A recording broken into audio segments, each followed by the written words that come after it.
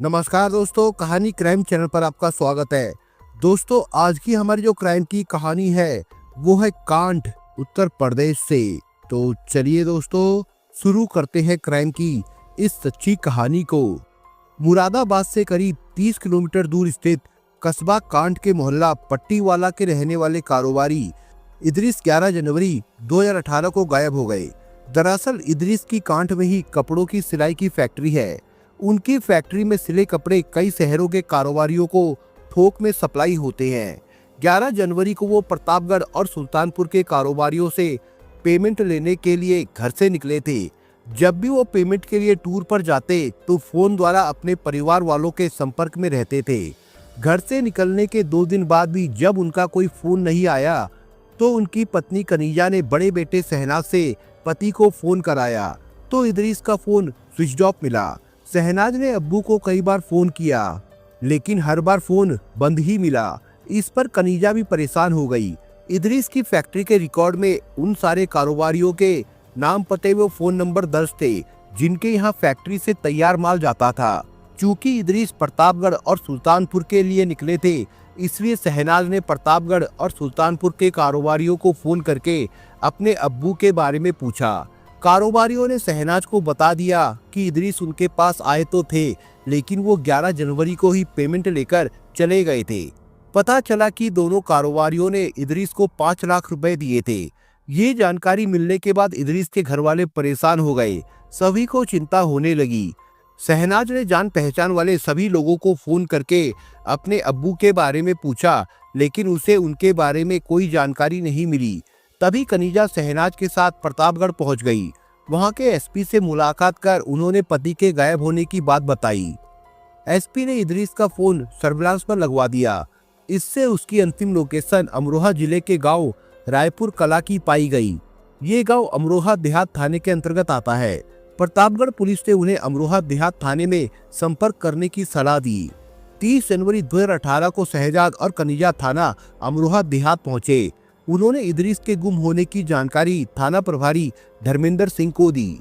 थाना प्रभारी ने शहनाज की तरफ से उसके पिता की गुमशुदगी दर्ज कर ली। शहनाज ने शक जताया कि उसके घर के सामने रहने वाली फरीदा और उसके पति आरिफ ने ही उसके पिता को कहीं गायब किया होगा। मामला एक कारोबारी के गायब होने का था, इसलिए थाना प्रभारी ने सूचना एसपी सुधीर यादव को दे दी।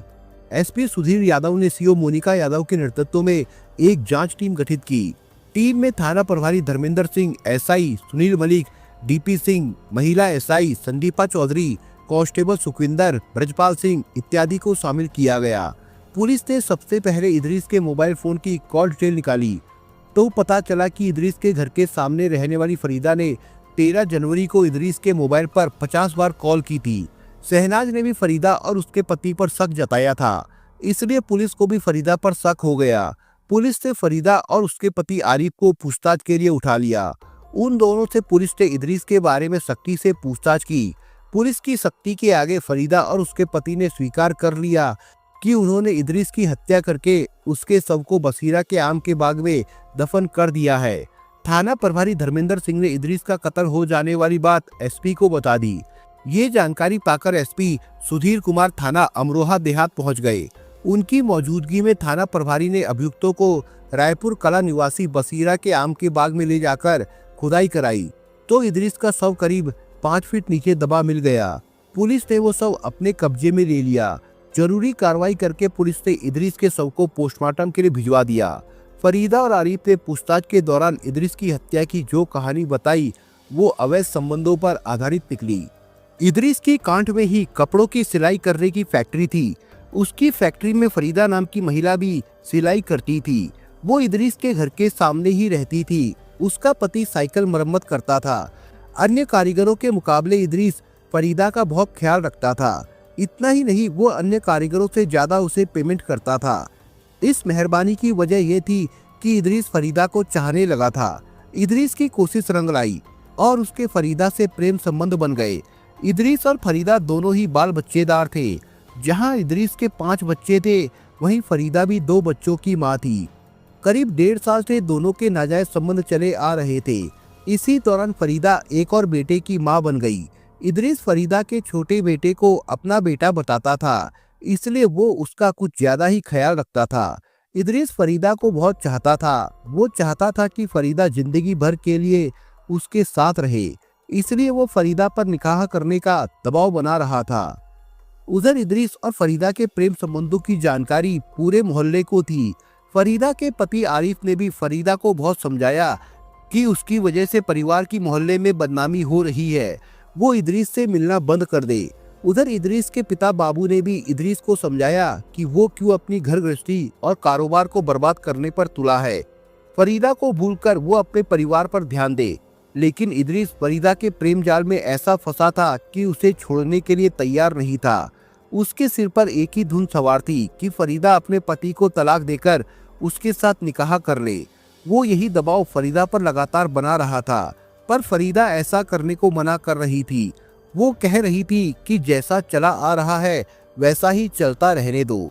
घटना के करीब 15 दिन पहले जब रात में फरीदा के पास इदरीस का फोन आया तो फोन की घंटी बजने से आरिफ की नींद खुल गई।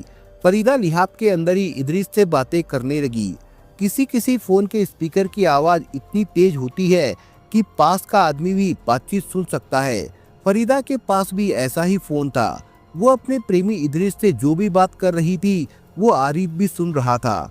इदरीस उससे कह रहा था कि वो अपने पति आरिफ को ठिकाने लगवा दे। इस काम में वो उसकी पूरी मदद करेगा। उसके बाद हम दोनों निकाह कर लेंगे। अपनी हत्या की बात सुनकर आरिफ के होश उड़ गए। उसने उस समय पत्नी से कुछ भी कहना मुनासिब नहीं समझा। सुबह होते ही आरिफ ने इस बारे में पत्नी से बात की। वो झूठ बोलने लगी। इस बात पर दोनों के बीच में नोक-झोंक भी हुई। इसके बाद आरिफ ने फरीदा को विश्वास में लिया और घर गृहस्थी का वास्ता देकर कहा, देखो फरीदा, इदरीस कितना गिरा हुआ आदमी है। वो मेरी हत्या कराने पर तुला है। अपने स्वार्थ में वो तुम्हारी भी हत्या करवा सकता है। तुम खुद सोच लो कि अब क्या चाहती हो, यहाँ रहोगी या उसके साथ। फरीदा ने अपने बच्चों का वास्ता देकर आरिफ से कहा, मैं इसी घर में तुम्हारे और बच्चों के साथ रहूंगी, उसके साथ नहीं जाऊंगी। आरिफ ने सोचा कि आज नहीं तो कल इदरीस उसके लिए नुकसानदायक साबित होगा, इसलिए उसने तय कर लिया कि वो इदरीस को सबक सिखाएगा। इस काम में उसने पत्नी फरीदा को भी मिला लिया। फरीदा ने पति को ये भी बता दिया कि इदरीस पार्टियों से पेमेंट लेने के लिए प्रतापगढ़ और सुल्तानपुर गया हुआ है। इस पर आरिफ ने उससे कहा कि किसी बहाने से उसे बुला लो तो बाकी का काम वो कर देगा। आरिफ के साले फरियाद को ये पता था कि इदरीस की वजह से उसकी बहन के घर में तनाव रहता है, इसलिए आरिफ के कहने पर फरियाद भी इदरीस की हत्या के षड्यंत्र में शामिल हो गया। उधर प्रतापगढ़ और सुल्तानपुर के कारोबारियों से करीब 5 लाख रुपए का कलेक्शन करके इदरीस 13 जनवरी को कांठ लौट रहा था। सफर में उसने अपना फोन साइलेंट मोड पर लगा दिया था। फरीदा ने इदरीस से बात करने के लिए फोन किया, पर इदरीस को इसका पता नहीं चला। फरीदा उसे लगातार फोन कर रही थी। कांठ पहुंचने पर इदरीस ने जैसे ही अपना फोन देखा तो प्रेमिका की 50 मिस कॉल देखकर चौंक गया। उसे लगा कि पता नहीं क्या बात है जो उसने इतनी बार फोन मिलाया। इदरीस ने फरीदा को फोन करके कहा, फरीदा, मेरा फोन साइलेंट मोड पर था, इसलिए तुम्हारी कॉल के बारे में पता नहीं लगा। बताओ क्या बात है। मैंने तय कर लिया है कि मैं आरिफ को तलाक देकर तुमसे निकाह करूंगी। इसी बारे में तुमसे बात करना चाह रही थी। फरीदा बोली, मैं चाहती हूँ कि तुम अभी कांठ बस अड्डे पर आ जाओ, वहीं पर हम बात कर लेंगे। प्रेमिका के मुंह से अपने मन की बात सुनकर इदरीस खुश हो गया। उसने कहा, फरीदा, मैं कुछ ही देर में वहां पहुंच रहा हूं, तुम भी जल्दी पहुंच जाना। ठीक है, तुम आ जाओ, मैं वहीं मिलूंगी, फरीदा बोली। इदरीस थोड़ी देर में बस अड्डे पर पहुंच गया। फरीदा अपने पति के साथ वहां पहले से ही मौजूद थी। औपचारिक बातचीत करने के बाद फरीदा ने कहा, रायपुर खास गांव में मेरे भाई के यहाँ खाने का इंतजाम है, वहां चलते हैं, वहीं बातचीत हो जाएगी। इदरीस खाने पीने का शौकीन था। उस समय भी उसने शराब पी रखी थी, इसलिए फरीदा के साथ रायपुर खास गांव जाने के लिए तैयार हो गया। जब वो वहां पहुंचा तो फरीदा के भाई फरियाद ने इदरीस का गर्मजोशी से स्वागत किया। उसने चिकन बना रखा था। कुछ देर बातचीत के बाद फरियाद ने उससे खाना खाने को कहा तो शराब के शौकीन इदरीस ने शराब पीने की इच्छा जताई। इस पर फरियाद ने कहा कि ये सब घर पर संभव नहीं है, पीनी है तो कांठ बस अड्डे पर ठेका है, वहीं पर पी लेंगे। इदरीस बस अड्डे पर जाने के लिए तैयार हो गया। इदरीस और आरिफ फरियाद की मोटरसाइकिल पर बैठकर कांठ बस अड्डे पहुंच गए। इदरीस ने पैसे देकर एक बोतल रम मंगा ली। फरियाद एक बोतल रम और पकोड़े ले आया तो आरिफ बोला, चलो बाग में बैठकर पियेंगे, उसके बाद खाना खाएंगे, वही बात भी हो जाएगी। शराब की बोतल और पकोड़े लेकर तीनों मोटरसाइकिल से आम के बाग में पहुंच गए। बाग में बैठकर तीनों ने शराब पी। योजना के अनुसार आरिफ व फरियाद ने कम पी और इदरीस को कुछ ज्यादा ही पिला दी। इदरीस जब ज्यादा नशे में हो गया तो आरिफ इदरीस से बोला, देखो इदरीस भाई, तुम पैसे वाले हो, मैं छोटा सा एक साइकिल मैकेनिक हूँ, मेरी तुम्हारी क्या बराबरी। तुम ये बताओ कि मेरा घर क्यों बर्बाद कर रहे हो। तुम्हारी वजह से वैसे भी मोहल्ले में मेरी बहुत बदनामी हो गई है, अब तो पीछा छोड़ दो। देखो आरिफ, तुम एक बात ध्यान से सुन लो, मैं फरीदा से बहुत प्यार करता हूँ, अब फरीदा मेरी है, उसे मुझसे कोई भी अलग नहीं कर सकता। तुम्हें ये भी बता देता हूँ कि उसका जो 5 महीने का बच्चा है वो मेरा ही है। आरिफ भी नशे में था। ये सुनते ही उसका और फरियाद का खून खौल उठा। दोनों ने उससे कहा कि लगता है तू ऐसे नहीं मानेगा। इसके बाद दोनों ने इदरीस के गले में पड़े मफलर से उसका गला घूंट दिया, जिससे उसकी मौत हो गई। इदरीस की हत्या करने के बाद उन्होंने उसके शव को मोटरसाइकिल से बाग के बीचों बीच ले जाकर डाल दिया। तलाशी लेने पर इदरीस की जेब से 5 लाख रुपए और एक मोबाइल फोन मिला। दोनों ही चीजें उन्होंने निकाल ली। उसके बाद फरियाद घर से फावड़ा ले आया। आरिफ और फरियाद ने करीब 5 फुट गहरा गड्ढा खोदकर इदरीस के शव को दफन कर दिया। शव ठिकाने लगाकर वे अपने घर लौट गए। इदरीस की जेब से मिले पैसे दोनों ने आपस में बांट लिए थे। पुलिस ने फरीदा, उसके पति आरिफ के बाद फरियाद को भी गिरफ्तार कर लिया था। उनकी निशानदेही पर पुलिस ने 70,000 रुपए, इदरीस का मोबाइल फोन और फावड़ा बरामद कर लिया। पुलिस ने 11 फरवरी 2018 को तीनों अभियुक्तों को गिरफ्तार कर न्यायालय में पेश किया, जहां से उन्हें न्यायिक हिरासत में जेल भेज दिया गया था। फिलहाल तीनों अभियुक्त अभी जेल में बंद थे। दोस्तों, आज की जो दूसरी क्राइम की कहानी है वो है भरतपुर, राजस्थान से। आंगन में धमधम की आवाज से मोहिनी ये समझ गई कि रामजीवन आ गया है। अपने यकीन को पुख्ता करने के लिए वो उठी और देखा कि आंगन में एक मिट्टी का ढेला पड़ा है, क्योंकि आज रामजीवन के आने पर इसी इशारे का वादा था। रामजीवन और मोहिनी का प्यार परवान पर था। रामजीवन के बगैर मोहिनी एक पल भी नहीं रहना चाहती थी, लेकिन मोहिनी के घर वाले रामजीवन की कहानी जानते थे। रामजीवन सही आदमी नहीं था। वो झोला छाप डॉक्टरी के अलावा और भी गैर कानूनी धंधे चलाता था। उसने दहेज के लालच में अपनी बीवी तक को मार डाला था, लेकिन ना जाने मोहिनी पर रामजीवन का कौन सा जादू छाया हुआ था। वैसे रामजीवन था तो मोहिनी की बिरादरी का ही, मगर मोहिनी के घर वाले अपनी बेटी पर उसकी छाया भी नहीं पड़ने देना चाहते थे। मोहिनी का पूरा परिवार पढ़ा लिखा था, भाई भी नौकरी करते थे और खुद मोहिनी भी इंटर पास थी। रामजीवन को आया जान मोहिनी घर के जेवर व नकदी एक थैले में डालकर छत पर चढ़ गई। घर के सभी लोग सो रहे थे। सारे गांव में सन्नाटा था। आज गली के कुत्तों को भी नींद आ गई थी।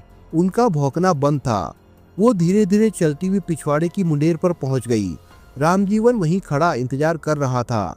मोहिनी रामजीवन की बाहों में जल्द से जल्द समा जाना चाहती थी। पड़ोस के खपरेल से होते हुए वो रामजीवन के बहुत नजदीक पहुंच गई। रामजीवन ने उसका थैला थामा और उसे एक और रखकर अपने हाथों का सहारा देकर मोहिनी को भी नीचे उतार लिया। रात आधी से ज्यादा बीत गई थी। दोनों सारी रात चलते रहे। सुबह होने तक वे एक काफी सुनसान जगह पर आकर रुक गए। सवेरा हो गया था। जहां वे लोग रुके थे वहीं पास में ही रामजीवन का खेत था, जहां रामजीवन के खास साथी डेरा डालकर रहते थे। मोहिनी को वहीं छोड़कर रामजीवन अपने एक साथी को ले आया। उस साथी को मोहिनी के पास बैठाकर रामजीवन खुद खाना लाने के बहाने एक और चला गया। जाते जाते रामजीवन ने मोहिनी से झोले में क्या क्या है जानना चाहा था। तब मोहिनी ने बताया था कि 80,000 रुपए की नकदी और सोने चांदी के जेवर है। एक नजर थैले पर डाल मोहिनी को तसल्ली देते हुए वो बोला, इसे मैं अपने साथ ले जा रहा हूँ। कुछ नकद का और इंतजाम करके मैं शाम तक आ जाऊंगा, फिर कहीं दूर चले जाएंगे। वहां बैठा साथी, जिसका नाम शंकर था, उनकी बातें गौर से सुन रहा था। शंकर जानता था कि आज ठाकुर सोने की चिड़िया फंसा कर लाए हैं, लेकिन वो चुप था। दिन बीता, रात आई, लेकिन रामजीवन नहीं आया। अब शंकर से रहा नहीं गया। वो बोला, कहाँ रहती है आप? किशनपुर में। मोहिनी ने जवाब दिया, अच्छा, जहाँ मालिक डॉक्टरी करते हैं, शंकर ने पूछा। मोहिनी चुप रही। शंकर ने फिर पूछा, क्या नाम है आपका? मोहिनी, उसने छोटा सा जवाब दिया, जैसा नाम वैसा गुण। शंकर कहे बिना नहीं रह सका। सचमुच वो रात में चांदनी की तरह चमक रही थी। शंकर ने पूछा, घर क्यों छोड़ा आपने? मोहिनी ने लजाकर कहा, तुम्हारे मालिक के साथ रहने के लिए। शंकर मन ही मन सोच रहा था, अजब जादू चलाया है मालिक ने, ना जाने क्या हाल होगा इसका। फिर उसने सोचा, बेवकूफ लड़की, तूने ठीक नहीं किया। माँ बाप हमेशा अपनी औलाद का भला ही चाहते हैं, बुरा तो सपने में भी नहीं सोच सकते। कसाई भी अपने बच्चों को खुश व सुखी देखना चाहते हैं। मन ही मन शंकर चुप ही रहा। इसी दौरान किसी के पैरों की आहट से उनका ध्यान बटा। रात के 10 बजे होंगे। दोनों चौकन्ने हो गए। दूर कहीं सियार की डरावनी आवाज सुनाई दे रही थी। पास आता एक चेहरा अब साफ दिखाई दे रहा था। ये रामजीवन ही था।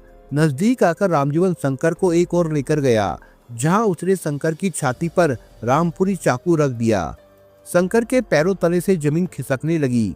सामने मौत जो खड़ी थी, उसका हलक सूख गया था। रामजीवन ने कहा, मरना चाहते हो कि? शंकर की सूखी जबान से खरखराती आवाज निकली, मालिक, ले चाकू और मार दे उस लड़की को, नहीं तो तू भी फंसेगा और मैं भी। पुलिस हम दोनों को ढूंढ रही है। रामजीवन ने धीरे से पर कड़कड़ाती आवाज में कहा, नहीं मालिक, ये काम मैं नहीं कर पाऊंगा। मैंने कभी मुर्गी तक नहीं मारी। शंकर हकलाया। तो ले तू ही मर।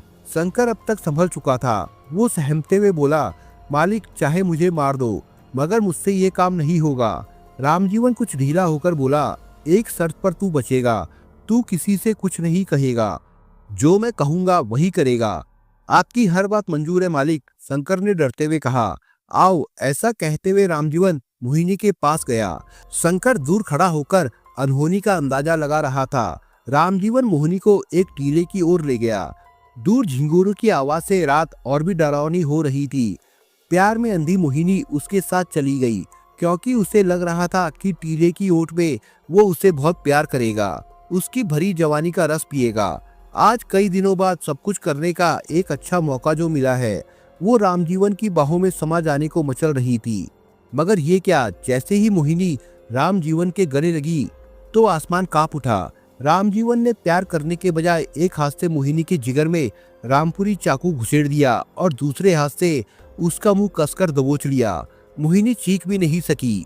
उसकी चीख अंदर ही अंदर दबकर रह गई। जब वो निढाल हो गई तब कहीं रामजीवन ने उसे छोड़ा था।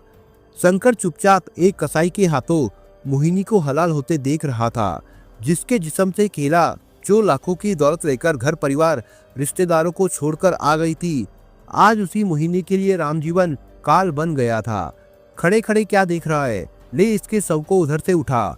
रामजीवन की आवाज से शंकर सोते से जागा और मशीन की तरह उसने मोहिनी को एक तरफ से उठा लिया। फिर दोनों उसे एक ढलान पर ले गए। ढलान में एक गहरा गड्ढा देखकर शंकर समझ गया कि रामजीवन अभी तक क्या कर रहा था। उसी गड्ढे में मोहिनी को हमेशा के लिए दफना दिया गया, मानो प्यार की दौलत ही दफना दी गई हो। दोस्तों, इस कहानी के बारे में आपके विचार क्या है, हमें कमेंट बॉक्स में जरूर बताएं। और दोस्तों, अगर आपको हमारा काम पसंद आया हो तो वीडियो को लाइक शेयर जरूर करिए। और अगर आपने अभी तक चैनल को सब्सक्राइब नहीं किया हो तो जाने से पहले चैनल को सब्सक्राइब जरूर करिए दोस्तों। धन्यवाद।